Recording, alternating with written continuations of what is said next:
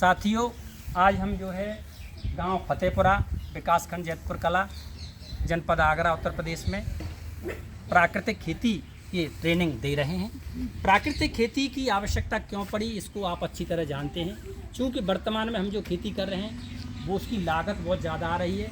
हमारी मिट्टी की उर्वरा शक्ति ख़त्म हो गई है, बायोडाइवर्सिटी ख़त्म हो गई है, मिट्टी में ह्यूमस की मात्रा ख़त्म हो गई है। इसके अलावा हम नित नई बीमारियों के शिकार होते जा रहे हैं। ये फसलें जो वर्तमान में पैदा कर रहे हैं, ये हमारी आर्थिक रूप से मतलब हानि का यानी फ़ायदा नहीं हो रहा है, लागत अधिक लग रही है। इन सब चीज़ों को ध्यान में रखते हुए हमें जो है प्राकृतिक खेती की आवश्यकता पड़ी।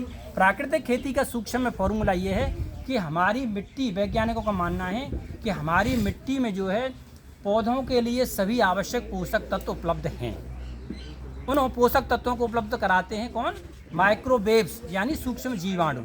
हमने अनाधुंध केमिकल के प्रयोग करने से उन सूक्ष्म जीवाणुओं को नष्ट कर दिया है। जब सूक्ष्म जीवाणु नष्ट हो गए तो फसलों को जो है पोषक तत्व उपलब्ध नहीं हो पा रहे हैं, इसलिए हमें बाहर से पोषक तत्वों की आवश्यकता पड़ती है। साथियों, प्राकृतिक खेती में हम क्या करते हैं कि जंगल की मिट्टी और हमारी गौ माता, देसी गाय, जो मतलब ऐसी देसी गाय के गोबर, उसके मूत्र और हम जंगल की मिट्टी, इन चीज़ों से हम जीवाणुओं को यानी माइक्रोवेव्स को बढ़ा करके अपनी मिट्टी में डालते हैं। मिट्टी में डालने से हमें बिना डीएपी, एमओपी और बिना उर्वरकों के ही उत्पादन निश्चित रूप से अच्छा मिलेगा। अब इसके जो बेसिक स्तंभ हैं मैं उनको बताने की कोशिश करूँगा। पहला आइटम है इसका हमारी देसी गाय।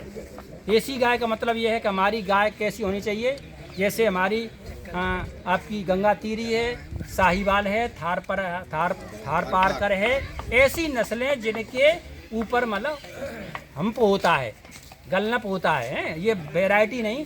ऐसी गाय के 1 ग्राम गोबर में 300 करोड़ से अधिक माइक्रोवेव्स पाए जाते हैं। तो ऐसी गाय को हम ज़रूरत है, चूँकि ये गाय का प्रैक्टिकल देख सकते हैं। अगर सामान्य के अन्य पशु का यानी भैंस का या अन्य गाय या बैलों का अगर हम किसी तरह गोबर खेत में डालें और दूसरे दिन जाएं तो कोई प्रतिक्रिया नहीं होगी। लेकिन देसी गाय इनके अभी भी ऐसा है कि अगर अगले दिन जाते हैं तो गोबर हमारा फर्मेंटेट मिलेगा, ठीक है। और वैसे भी ये हमारी गौ माता है। माता का मतलब ये इसका दूध जो है बहुमूल्य है, वो दूध में असंख्य मतलब उपयोगी चीज़ें हैं। चलिए, पहला तो देसी गाय। इसमें मानना ये है कि एक देसी गाय से एक किसान 30 एकड़ खेती कर सकता है। और इसमें जो खेती में सामान जो प्रयोग में आएंगे वो सारे जो उनके खेत पर ही पैदा होंगे, उनको बाज़ार से कुछ नहीं लाना है।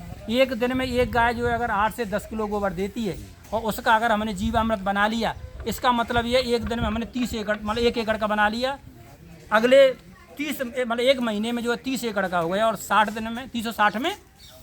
कहने का मतलब ये है कि एक किसान की आवश्यकता, अब जो कितना भी बड़े से बड़ा किसान हो, एक ही गाय से हो सकता है। और नहीं तो चाहें तो अब अगर छोटा क्षेत्रफल है तो पड़ोसी का भी काम उससे चल सकता है। अब इसके दूसरे आइटम क्या क्या हैं? दूसरा है इसमें बीज शोधन के लिए एक बीजामृत होता है ये, ठीक है। इसमें गाय का गोबर, गाय का पेशाब और चूना और आपका मिट्टी, इसके द्वारा हम ऐसी दवा तैयार करते हैं जो बीजों का शोधन कर सके। दूसरा जो है हमारा होता है जीवामृत। जीवामृत और घन जीवामृत ये बहुत ही बहुमूल्य चीज़ें हैं। इनमें मतलब हमारे जो उर्वरकों को देते हैं उन उर्वरकों के बजाय ऐसे पोषक तत्व मिलते हैं जो हमारे उर्वरकों का काम करते हैं। जीवामृत में हम क्या काम करते हैं कि 10 किलो गाय का गोबर, 10 किलो गाय का पेशाब और जंगल की मिट्टी, 1 किलोग्राम बेसन और 1 किलोग्राम गुड़, इन चीज़ों को जो है मतलब 4-5 दिन तक संग्रहित करके और हम इसको बैक्टीरिया को मतलब माइक्रोवेव को बनाते हैं और फिर खेत में पहुंचाते हैं। तीसरा आइटम है हमारा घन जीवामृत। घन जीवामृत में जो हम सूखे गोबर को इसी तरीके से ये हमारा गुड़, बेसन और जंगल की मिट्टी मिला करके हम उसको भी मतलब अपना अच्छी तरह से मतलब 2 दिन रख करके टाट से ढक करके और इस तरह मतलब हम बना करके स्टोर करके रख लेते हैं ताकि ये भविष्य में भी हमारा काम आता रहे और इसके प्रयोग मतलब। तो घन जीवामृत और जीवामृत ये बहुत ही बेसिक आइटम है जिनसे हम अपना उर्वरकों की पूर्ति कर सकते हैं। एक इसमें मुख्य आइटम और है आच्छादन।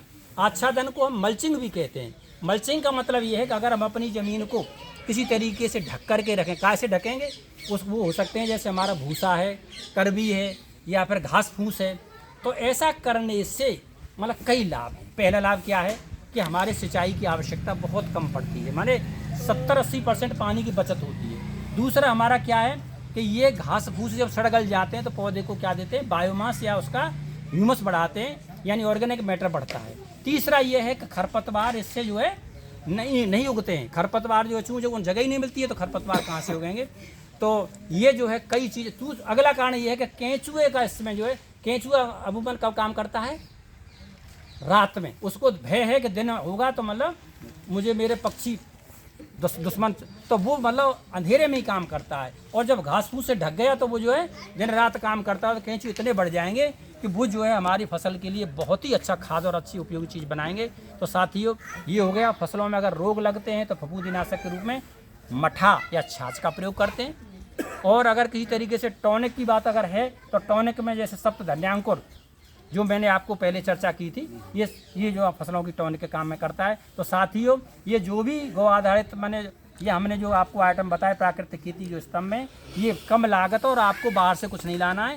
पैदावार निश्चित रूप से आपकी बहुत अच्छी होगी और विष रहित होगी। इसको आप अपनाएं, और अपनाएंगे तो निश्चित तक आपको अपनी खेती में पुनः हरियाली आएगी, ताजगी आएगी, फल फूल से अच्छी तरह भरपूर रहेंगे और आपको खेती में संपन्नता भी आएगी। धन्यवाद साथियों।